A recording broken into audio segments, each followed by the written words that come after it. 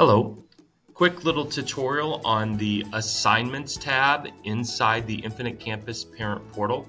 When you click on the Assignments tab, you're going to come to this page.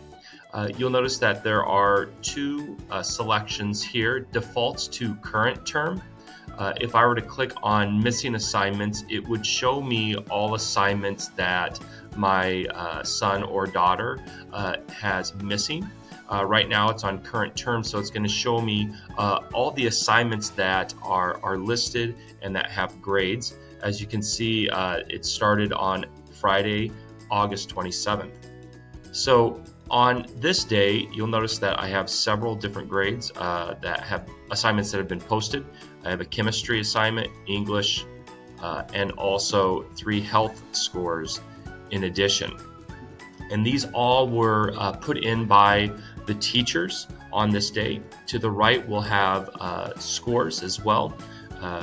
Because we have different scores, it reflects that of either the traditional grade book, as you can see here with the 8 out of 10, or it also has the standard base grading grade book, as you can see here.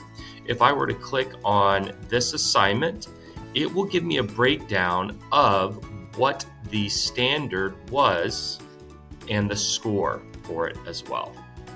If I were to click on missing, again, it will show any missing assignments that my son or daughter has. As you can see, there is no missing assignment. To see your child's most recent assignments, you'll want to go over to the top right corner and click on Today. It will take you to the bottom of the assignment screen. You'll notice that today's date is September 23rd. There are no assignments that have been inputted by my child's teachers. However, if you look up on Wednesday, September 22nd, the health teacher put in 4 scores. And again, I can go over and click on any of the scores, and it gives me a breakdown on what the assignment is and what standards are associated to it.